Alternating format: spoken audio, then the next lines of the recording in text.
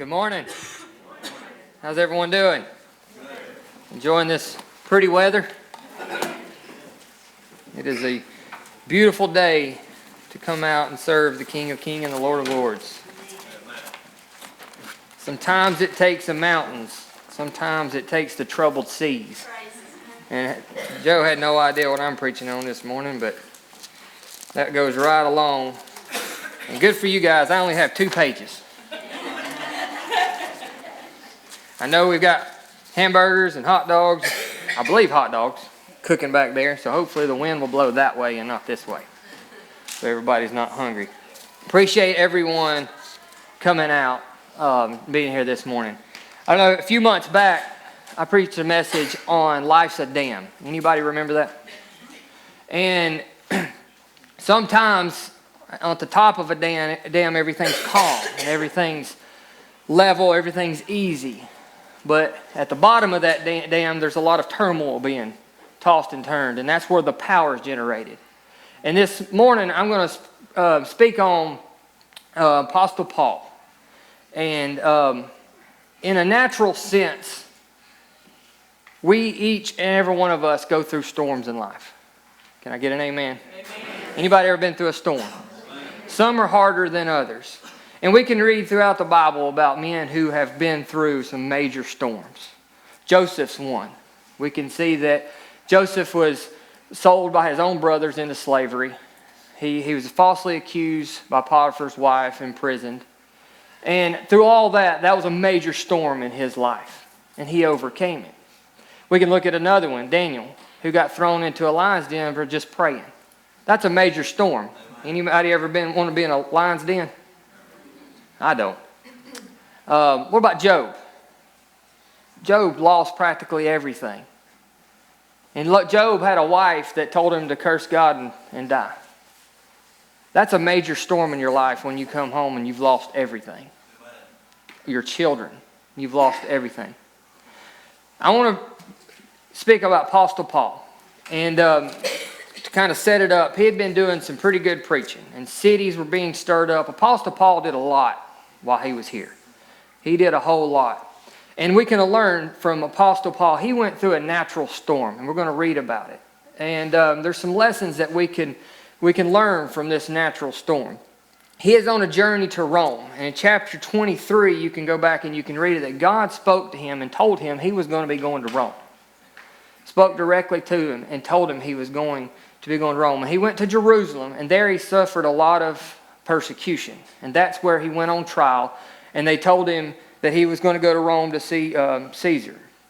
And finally they put him on the boat to go to Rome. And we're going to pick up in Acts chapter 27. This is also called the 4th missionary journey of Apostle Paul. And sometimes you got to look back at Apostle Paul. When you think that, okay, hey, I'm going on my 4th missionary journey. And I'm going in a boat. That sounds nice, right? I'm going to Rome in a boat. But he was a prisoner. He was in chains.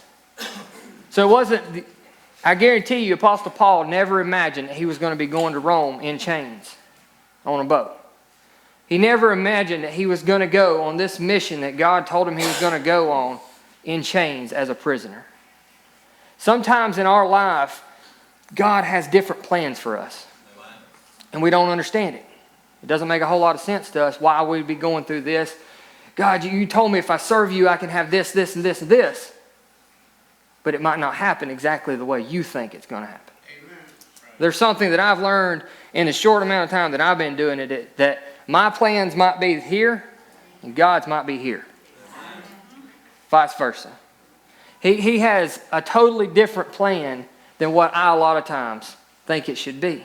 That's exactly how Apostle Paul had to feel right here as we pick up. We're going to pick up in the 6th chapter. He was on another boat, and they went to, sailed over the Sea of Cilicia and came to Myra. And then he got on this other boat. We're going to pick it up in 6th verse here. And there the centurion found a ship of Alexandria sailing into Italy, and he put us therein. And when we had sailed slowly many days, and scarce were come over against Cnidus, the wind not suffering us, we sailed under Crete over against Salmon. The wind wasn't against them. The wind was not against them. You ever been through a storm in your life or a period of your life that you just feel like everything's smooth sailing? The wind's at your back. Everything's going hunky-dory. Everything's going good. Anybody ever been there? But then you're hit with some major storm that hit you. Then there's a time in your life where you feel like everything is pushing against you. You're fighting the wind. And everywhere you turn, something goes wrong. The wind was in their favor this day. 8th verse. And hardly passing it came into a place which is called the Fair Havens, nigh whereunto was the city of Lasea. Now when much time was spent, and when sailing was now dangerous, because the fast was now already past, Paul admonished them. What that means, this was the Day of Atonement, and that's in the calendar years, this was getting into the months of October. And it wasn't safe to travel on ship in the Mediterranean Sea at that point. And it wasn't a good time to sail, so Apostle Paul warns them. This is what he says. And say unto them, Sirs, I perceive that this voyage will be with hurt and much damage, not only of the lading and ship, but also of our lives. It's said that historians say that Apostle Paul traveled 3,500 miles in the Mediterranean Sea. That's a lot of time on a boat, isn't it? So Apostle Paul is speaking from experience here. If you read in here, it'll tell you that Apostle Paul says he was shipwrecked thrice. He was shipwrecked 3 times. 3 times. So he knew this sea. He knew what it would do in a good time in the sail and a bad time to sail. He had experience in sailing. Sometimes in our life, we can be around people that have weathered a lot of storms. There's people in our lives that have weathered a lot more storms than we have that sometimes we might be better off listening to. Because they can help us to avoid some storms if we just listen to them. Let's keep reading. Nevertheless, the centurion believed the master and the owner of the ship more than those things which were spoken by Paul. They didn't believe Paul. They believed the owner of the ship more than Paul. And because the haven was not commodious to winter in, the haven means the fair haven where they were docked at the ship was not commodious. That means convenient. We are about convenience. We like convenience, don't we? We want to be close to everything. We want to be able to do everything right then and convenience. The fair haven was not convenient for them to camp in through the winter. That's why they wanted to hurry and get to Crete. They wanted to hurry and get on the ship and sail. It wasn't convenient. Sometimes in our life, we can make a mess of things because we want convenience. But God sometimes might be saying, sit here. This is where I want you to stay.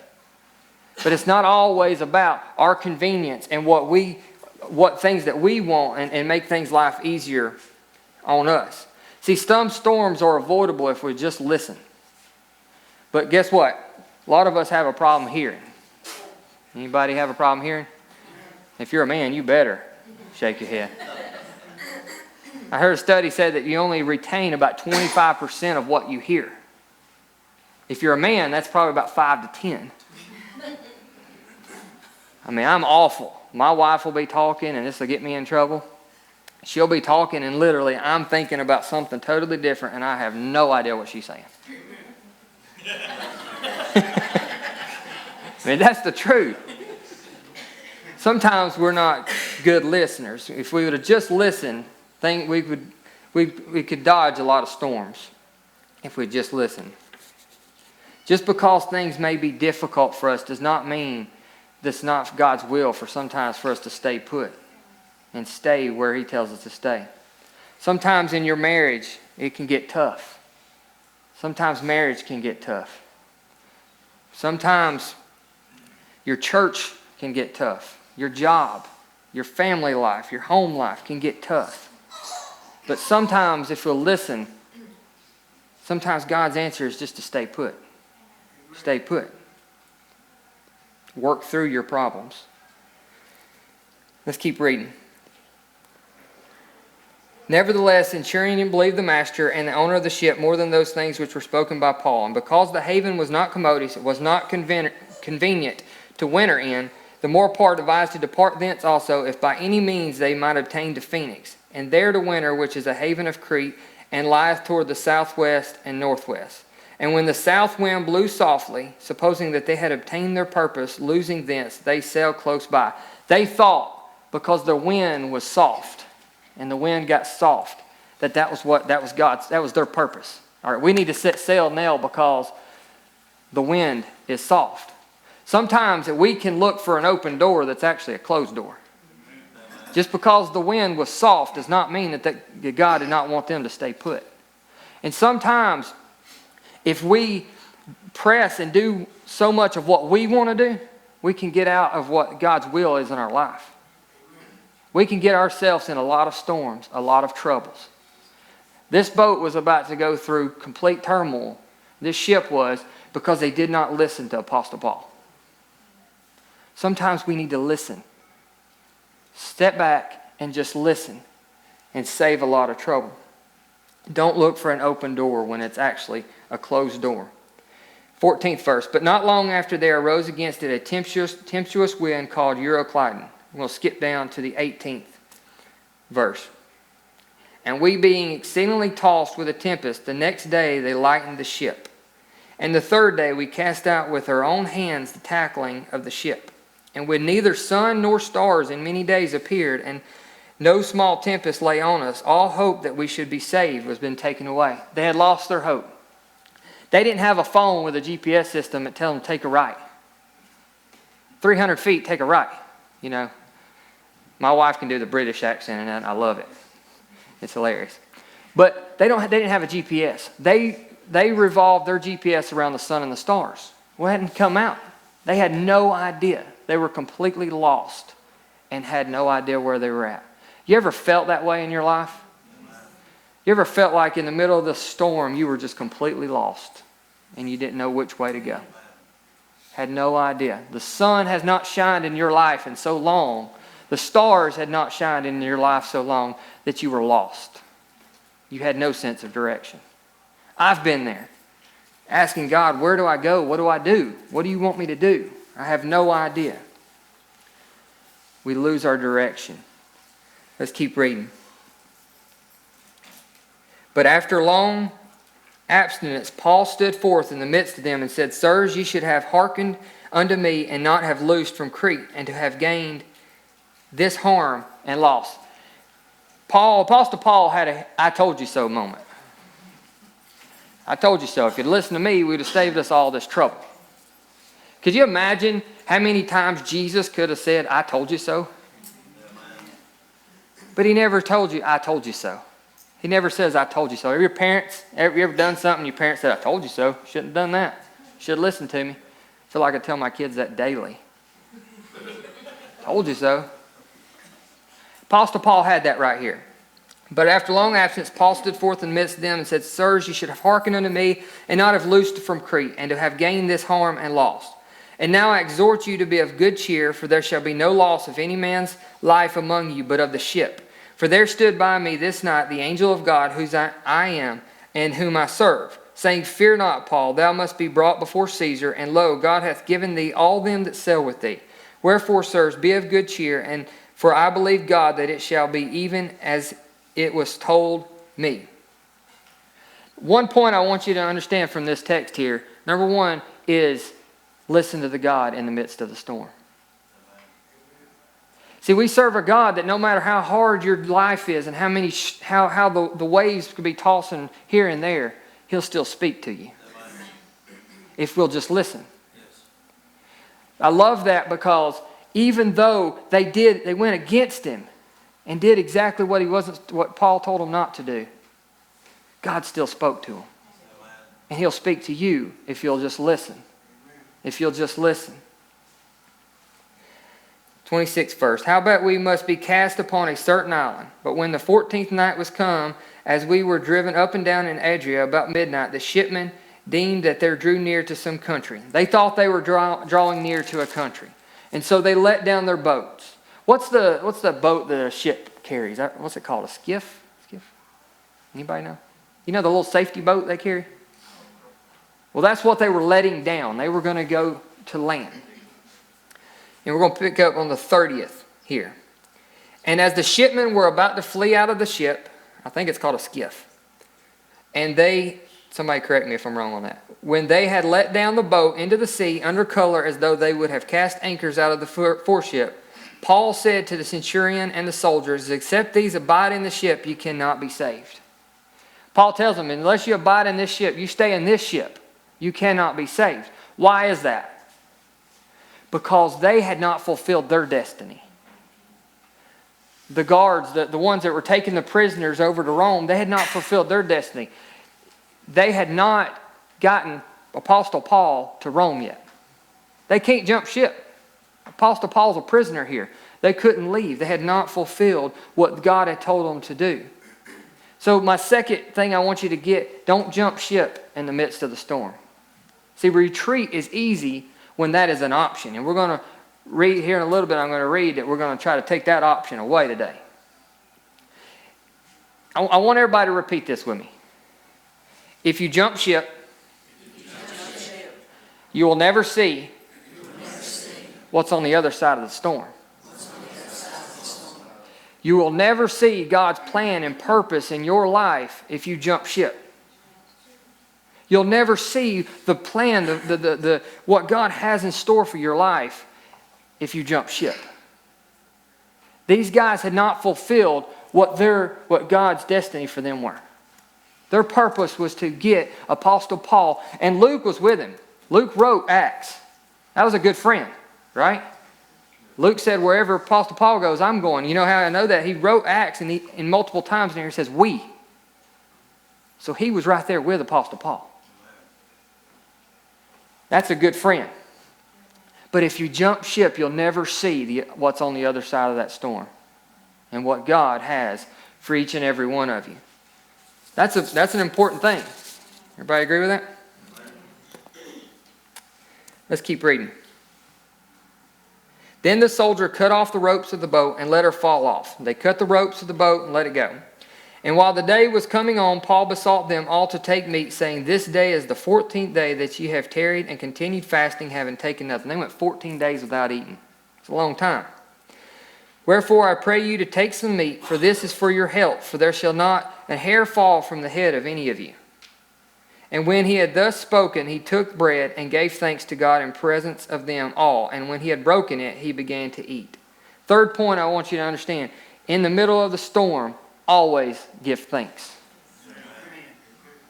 So you can read a little bit before this, Paul and Silas were in prison. And what did they begin to do? They sing praises and give thanks. And what happened? They were loosed, right? In the middle of your storm, always give praise and thanks and honor to the King of Kings. Yes. Always. You can see that Apostle Paul did that. Even in the middle of all the turmoil and everything that was going on, he gave thanks. 36th verse. Then they were all good cheer, and they also took some meat. And we were in all the ship 216 souls. That's 276 people on the ship.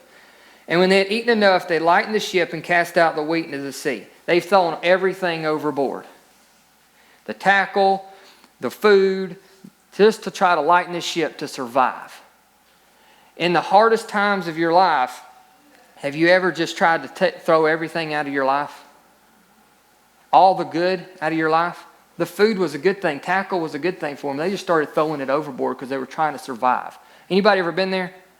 You just try to throw everything out of your life because you're just trying to survive. That's what they were doing. Shipwreck, 39th verse. And when it was day, they knew not the land, but they discovered a certain creek with a shore in which they were minded, if it were possible, to thrust in the ship. And when they had taken up the anchors, they committed themselves into the sea and loosed the rudder bands and hoisted up the mainsail to the wind and made toward shore. And falling into a place where two seas met, they ran the ship aground, and the fore part stuck fast and remained unmovable, but the hinder part was broken into the violence of the waves. And the soldiers, so the front of the ship stuck on ground, couldn't move, couldn't go any further. The back of the ship was completely destroyed because of the waves and the storm. but the front of the ship was stuck, so they couldn't go anywhere. They were literally stuck. And the soldiers' counsel was to kill the prisoners, lest any of them should swim out and escape. The soldiers, their plan was to kill each one of the prisoners so they couldn't escape. But the centurion, willing to save Paul, kept them from their purpose, and commanded that they which could swim should cast themselves first into the sea and get to the land. And the rest, some on boards, and some on broken pieces of the ship. And so it came to pass, they escaped all safe to land. They took the boards from the ship, random boards, whatever they could find, to escape and get safety to the land. This was their safety net. This was their way of escape right here to get to land. Do you know, this is important, I want you to take a mental note of this. This was the first time surfing was ever mentioned in the Bible.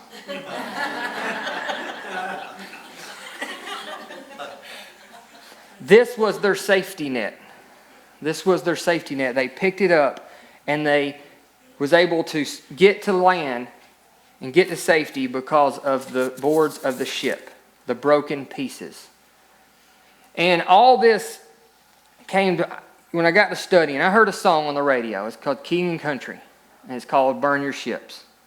And I heard this song, and it really stuck out to me, and that's when I started studying this, because of this. I'll read it to you.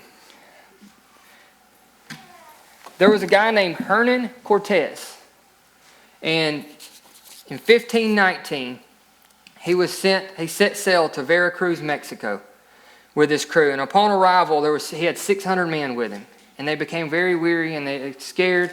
In their hopes of turning back home to their old life, they were going to try to attack the Aztec Empire, which was a lot more soldiers than what they had. A lot bigger empire than what they had with them. They knew the feat in front of them was an almost impossible feat. And legend has it that Cortez and his men, he ordered his men to burn their ships. When they sailed in to the banks, he turned around and ordered them to burn each and every one of the ships, leaving no option to press on. And some say he sank the ships. Some say he dismantled the ships. If you sink a ship, you can still pull it out of the water, correct? Right. You burn a ship, you got to totally rebuild a ship, right? For today's purposes, we're going to say he burned the ships. Regardless, nobody really knows. Their ability to treat of a previous life, it was gone. Their safety net had been removed from them. Burning our ships today means that there's no old habits, no way to turn back to old habits or old ways. In the world we live in today, we wrestle against all kinds of physical, mental, emotional, and spiritual battles.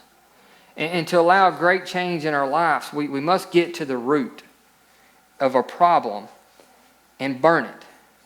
See, they had plan B taken away from them. How many in here has a plan B, a plan C? If this doesn't happen, I'll do this. Anybody ever said that? If it doesn't work out this way, then I'll do it this way. There's always plan B. Hernan Cortez took away plan B. Their only way was to say, hey, we fight or we die. There's no going back. We burn the ships. It's either forward or we die. He ended up winning and taking over the Aztec Empire with 600 men, which would seem like an impossible feat for them. I want to ask you today, what are your ships? What is it that we're holding on to and looking back on that's holding us from doing what God has called each and every one of us to do? Luke 9:62, if we'll put it up. And Jesus said unto him, no man having put his hand to the plow and looking back is fit for the kingdom of God. No man holding the plow and looking back is fit for the kingdom of God. My mom is not good at this. I've called her out, I'm sorry. We're driving down the road one day, and one of us is acting up, maybe all of us are acting up. She grabbed her belt, went back, as she's driving, to reach back and hit one of us with the belt. I don't remember which one. She grabs the rear view mirror and rips it off. and I believe hit Steve. Was it Steve? Hit Steve with the rearview mirror. She should have been driving and not trying to worry about what's behind her. She failed on that one. Who's singing for me this morning? If we got to let go of the past so God can open the door to our future. You know how when you know when you're over your past? When looking back doesn't interest you anymore. Amen. When going back to the old ways does not interest you anymore, that's when you know that you have overcome it. And see, we want to take, if you look underneath each one of your ends of your pews here, you can pass them down. The problem we have as humans, when we go through hard times in our life, when God brings us out of it, and something else, the battles start raging, just like Cortez. They had weathered the storm. They had weathered the sea. When they got to land, the battle started. When you give your lives over to Christ, the battles will start raging. Can I get an amen from anybody on that one? The battles will start raging. But a lot of times, we as humans want to go back and grab the pieces of our ship. We want to go back and grab our safety nets. The things that brought us to safety. The things that are comfort. We want to go back to them. But today, we got to burn the ships. We got to burn them. See, we have plan A's and we have plan B's and C's. But you know, God had only one plan. He had a plan. You know what it's called? Plan you. And you. And you. Because He sent His Son here for you. There was never an option if Jesus was going to be accepted here and they wouldn't crucify Him and all. That was it. He was sent here to die on a cross for you. So you don't have to live that way anymore. You don't have to suffer from your past. I don't know what your past is, but on this, I'm going to call it your ship, the piece of your ship, your safety net. If I've got markers down there too, and I've got a tub, I'm going to go outside and I'm going to light it on fire. Don't be mad. We're going to go outside and light it. And while he's singing, or she's singing, I want you to throw it in the fire. Let's go burn some ships today, because I feel like God wants to set somebody free today. Amen. There's something you've been struggling with, something you've been battling with. Maybe it's the past relationship. How many has ever been in a bad relationship? Maybe you're struggling from abuse from your past. Verbal, physically, mentally. I mean, there's all kinds of abuse. Maybe it's some sort of addictions that you've struggled with. It's time that we burn those. Because you can tell you why. We'll read it right here. Isaiah 43:18-19. Remember ye not the former things, neither consider the things of old. Behold, I do a new thing. Now it shall spring forth, shall not know it. God's wanting to do a new thing in your life. Amen. But He cannot do a new thing if we're still holding on to the past. If we're still holding on to the safety net, if we're still holding on to the pieces of our ships, we got to burn them. He can't do a new thing in our lives. Whatever it is that you struggle with, maybe that God's just wanting to take you a step further with Him, but you're something you're holding on to, something you're holding back on. Something's happened in your past, and whatever it is that is keeping you from moving forward. Write it on here, and we're going to throw it, and we're going to burn it.